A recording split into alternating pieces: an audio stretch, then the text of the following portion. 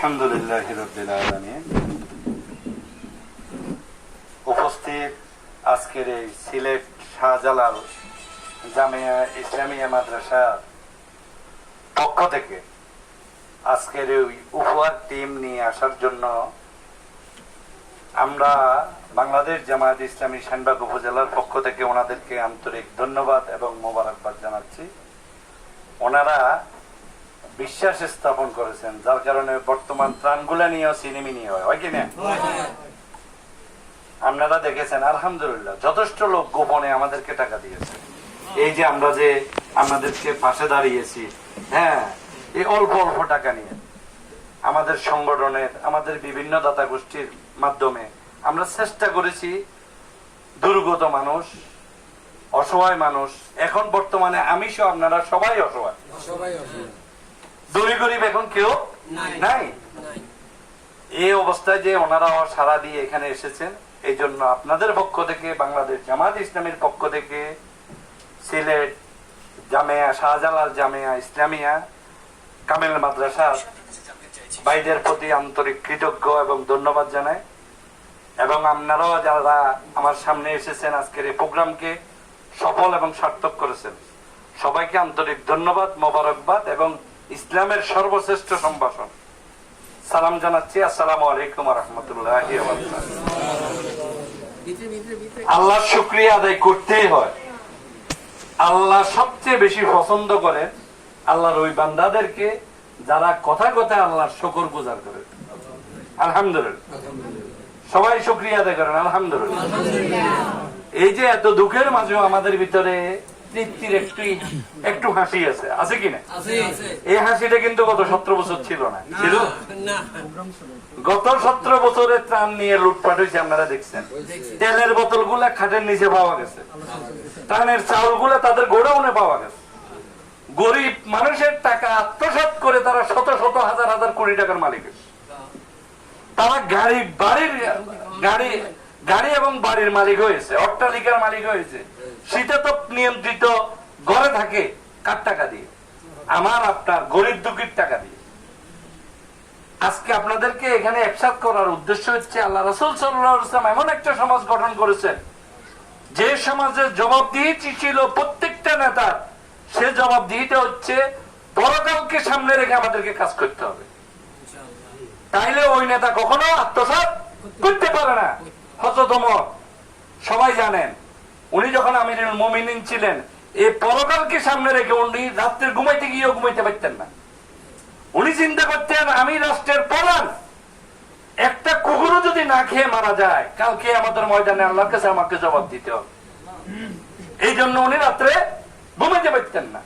আপনি দেখেন বর্তমান জামায়াত ইসলামীর কেন্দ্রীয় আমির, ওনার বাড়িতে ছিলেন।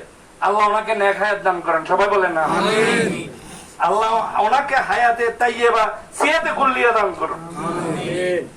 এই বয়সে এত কষ্ট করতে পারে, যখন বন্যার প্রথম দিনে উনি আমাদের শ্যামবাগ রাস্তার মাথায় এসেছেন।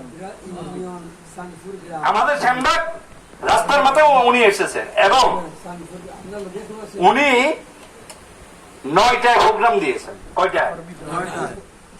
প্রচন্ড বৃষ্টি ওই দিন 10 তারিখ, আপনারা জানেন।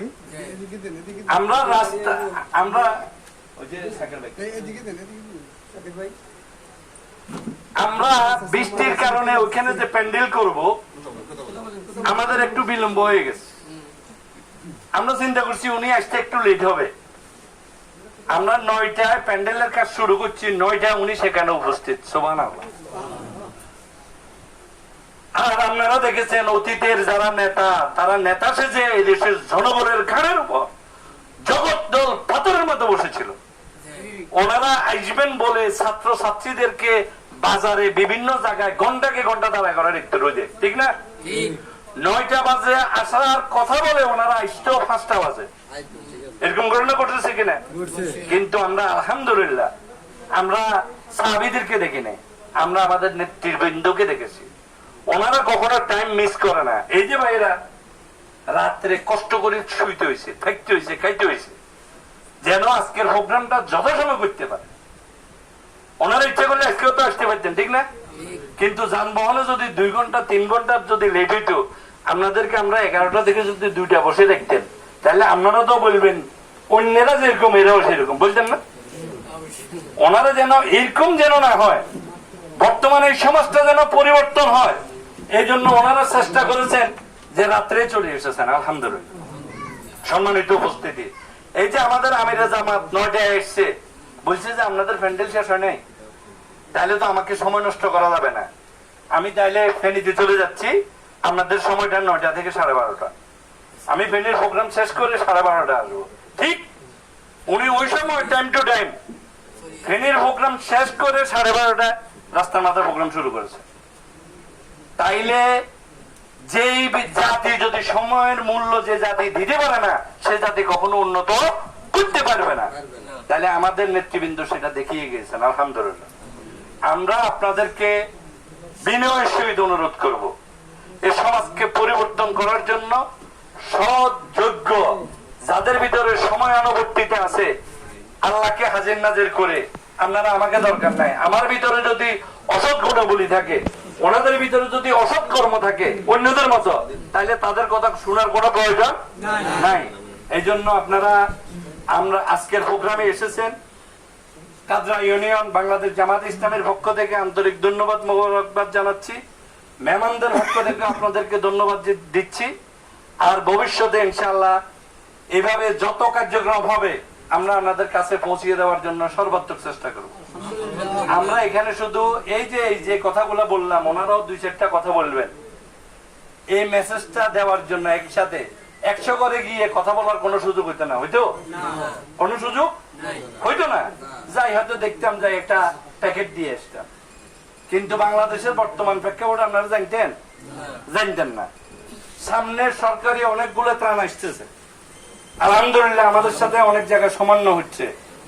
যেমন ঘর পুনর্বাসনের জন্য কাজ আসবে, প্রত্যেকটা ওয়ার্ডে ওয়ার্ডে আসবে।